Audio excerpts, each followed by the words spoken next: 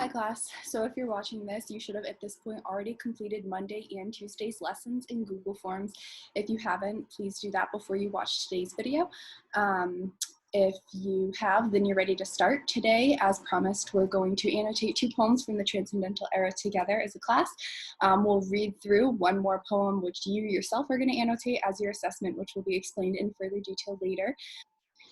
If you have any questions or need any help, email me. You should have the notes from yesterday that you can reference, or you can look back on yesterday's video for any help. Otherwise, let's just jump right into it. So we have our first poem that we're going to annotate together. We know our good annotation strategies at this point. We've been doing this since the beginning of the year. So we look at it, we look at the poem, we look at the length, and we're happy it's short. We look at the title, water, nice and simple, and if we're thinking about Transcendental era, we hear nature, right, a nature thing.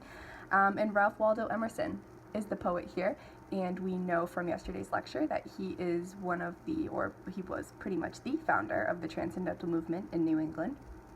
So we start by reading the poem through once.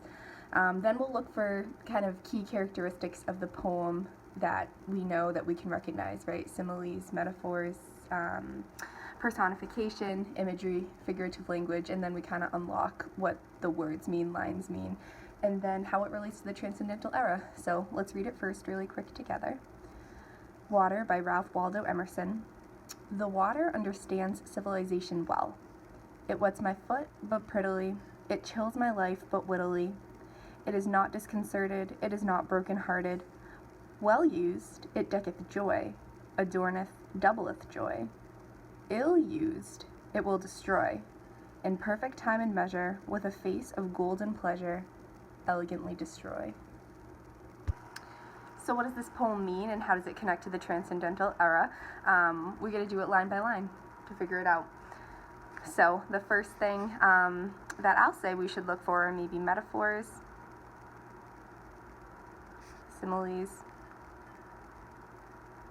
and personification. There's a lot of this kind of figurative language in transcendental poetry. We look at the first 2 lines. The water understands civilization well. There's one right there, right? Giving human characteristics to a non-human thing. Water understanding. That's personification.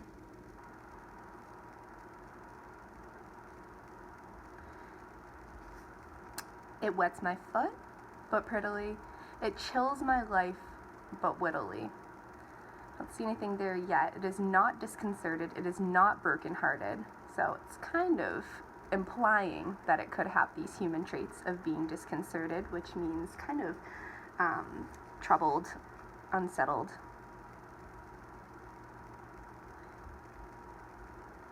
And we know as we're going through to kind of look up words that we're not quite sure about, to have wit is like cleverness or cunningness. Not broken-hearted. Well used, so if we use water well,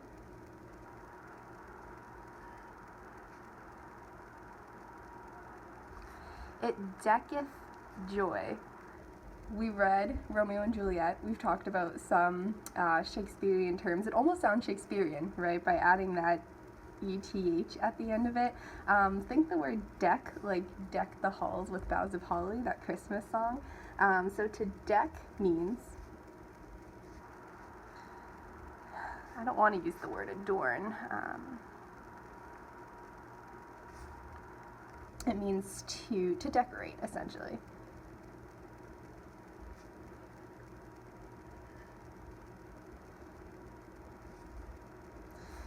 So well used, it kind of brings about joy. It adorns, it covers, it doubles joy. So if water is used well, it brings a great deal of joy.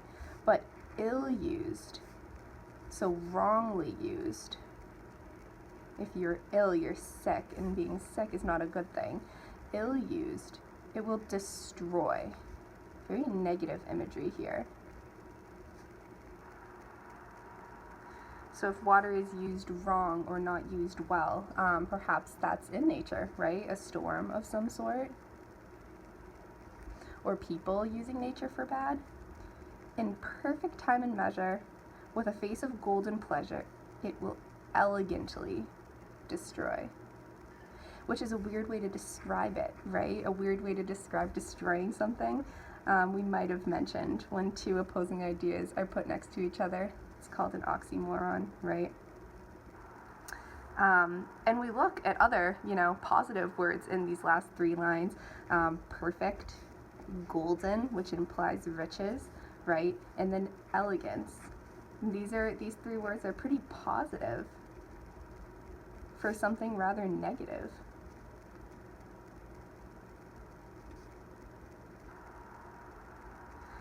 So we're looking at this and we see that we've looked for our personification. No real metaphors or similes, I guess, in this poem.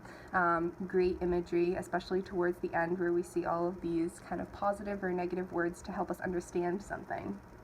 So what does it mean and how does it connect to transcendentalism?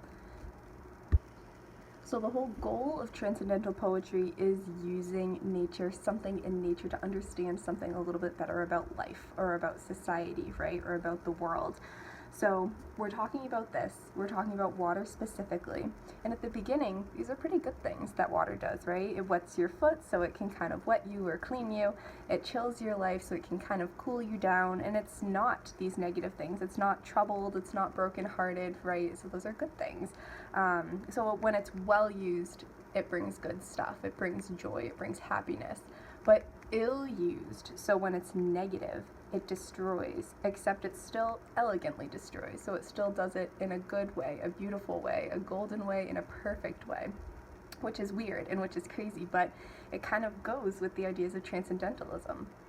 So Emerson is kind of giving qualities of both good and bad to water and to nature.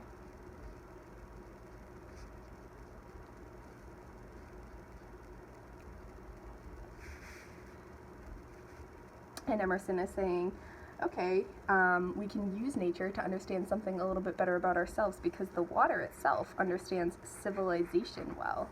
The water understands civilization. And if we look at the way the water acts, well used, it can bring joy. Ill used, it can bring destruction. Is that the same thing as civilization? Can we understand something a little bit better about civilization through understanding water and nature? Do we know that civilization also can bring joy but also bring destruction? And is that destruction beautiful? Is it elegant? I think that a transcendentalist would argue yes, because of their understandings about nature being pure and the best state, and society is that corrupting force. So if we look at those last two lines, it's equating the water to society, to maybe our society. We're saying men in society are capable of both good and bad, right? We are beautiful, and these things are beautiful, nature's beautiful, but it can also destroy. It can also have these negative characteristics. And so we see by kind of ripping apart the poem, especially ripping apart this transcendental poem, we can understand the era a little bit better and understand a little bit more about transcendentalism as a whole. Qualities of good and bad in nature. Nature is usually inherently good. It can have bad qualities just like society can. So it's connecting it to humanity.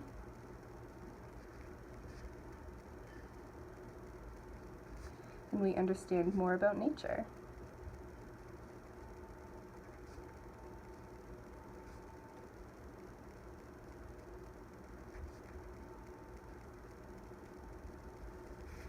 Making it a transcendental poem.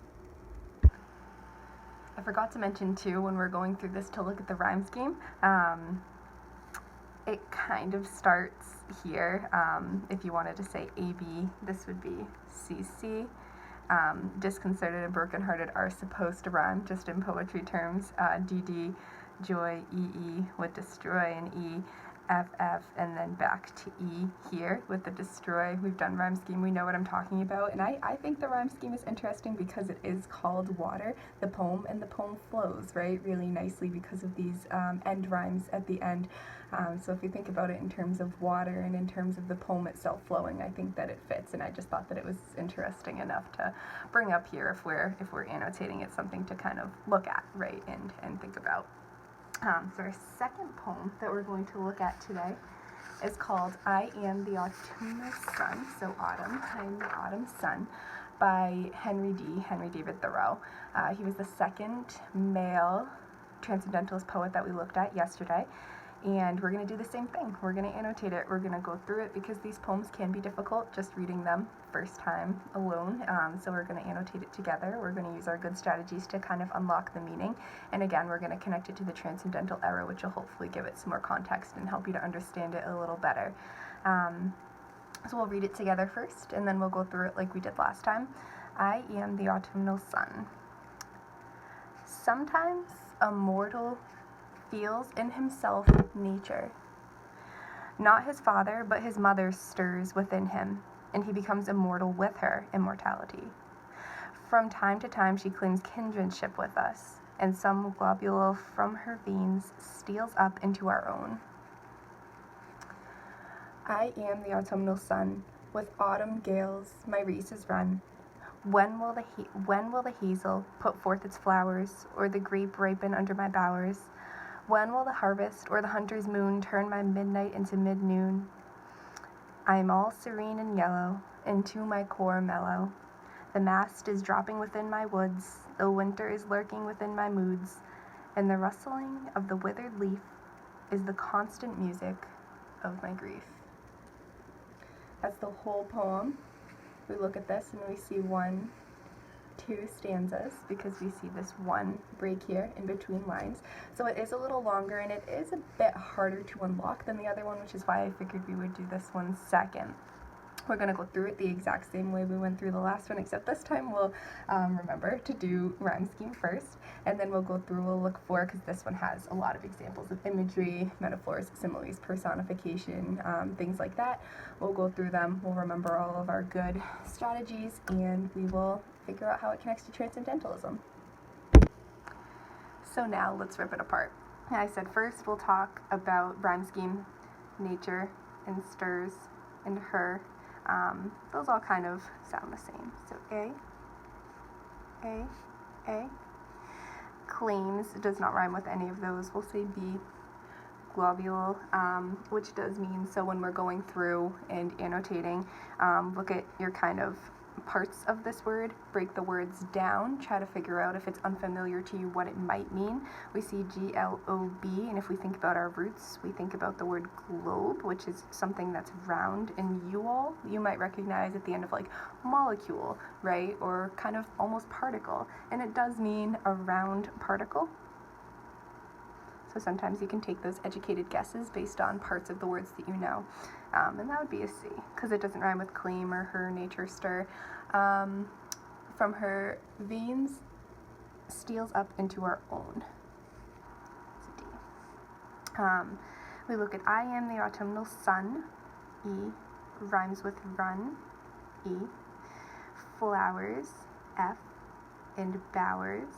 F. Moon and noon rhyme. Yellow and mellow rhyme.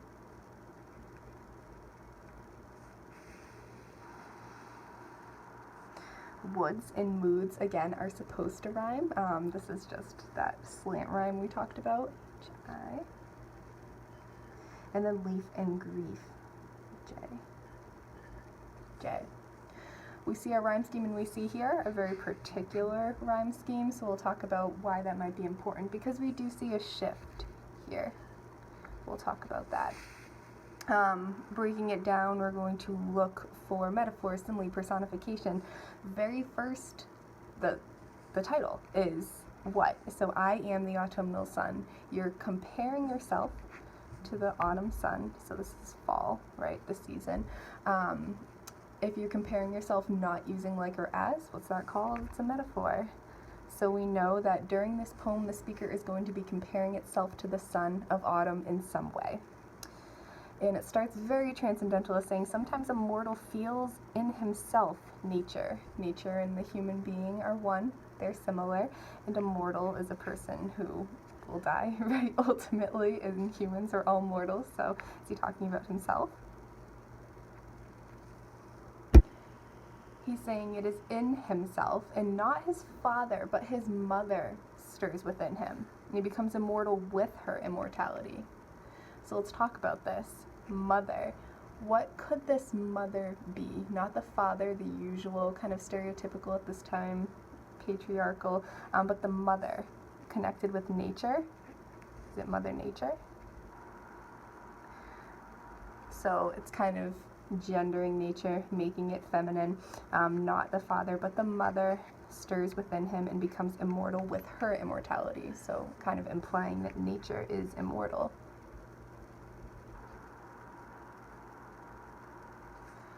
And that kind of aligns with transcendental philosophy as well.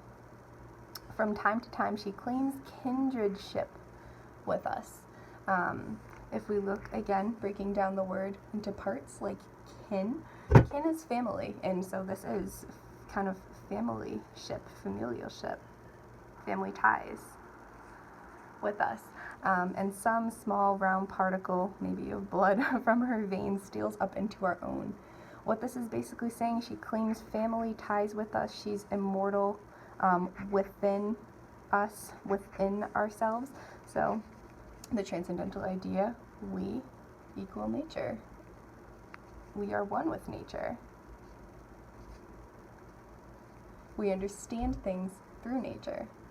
And then he further verifies this by comparing himself to the sun again. I am the autumnal sun. He is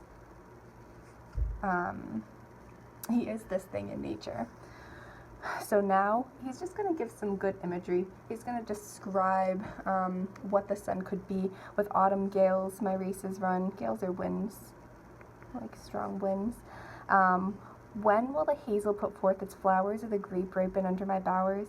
When will the harvest moon, or the hunter's moon, turn my night, midnight into mid-noon? So we know midnight is dark, mid-noon is light. We talk about looking for light and dark imagery in poetry. So all these things, what happens in autumn? What do we know happens in autumn? We know that winter is coming. So things start to die. Things start to get darker early, right? And this person saying that he is the sun. So the sun is asking, when will this stop? When will kind of things start to bloom again? When will flowers and when will fruits bloom again? When will these really bright, big full moons turn the darkness of the days into moonlight, mid-noon and light? I am all sere and yellow. Sere is a negative word, and yellow is also, usually if we pay attention to colors in literature, not a good color. It's like a sickly color. And sere actually means as well, kind of dry, withered, sick. And to my core, mellow. So kind of calm, not super lively. The mast is dropping within my woods, and the winter is lurking within my moods. So, if it says winter is lurking within my moods, number one, we know that that's personification, because winter itself cannot lurk, right? Especially not within your moods. But if you said that winter was lurking in your moods, do you think that would be positive or negative? Probably negative, because we usually attribute winter to cold, to the death of things in nature, to darkness, especially a lot of darkness and being dark early, and the rustling of the withered leaf. So again, we have these words like withered, sere, yellow, right, kind of sickly words, is the constant music of my grief. And grief is another really negative word. So he's saying that rustling of those leaves outside, the rustling of the leaves that we all have to rake up at the end of fall, is the music. It's a constant reminder of the grief that the sun has, because it can't be as present and as available during the winter, or during autumn particularly, as it is during the summer. So we look at the poem and we think about comparing himself. He says, sometimes I myself feel like the sun. I feel in nature, in myself, these characteristics that the sun feels during the winter, or during the autumn time, which would be kind of depression, which is upset, right? Which is seeing that things are changing. It's kind of out of the sun's control and just wondering, when will it stop, right? And we can kind of relate to this with today's time. But we see the sun not feeling super happy, and perhaps this is something that the speaker can relate to, that the mortal can relate to. We are nature too, and we know grief, and we know what it feels like to not be able to fulfill our potential, and we know what it feels like to be lonely or upset or feel powerless.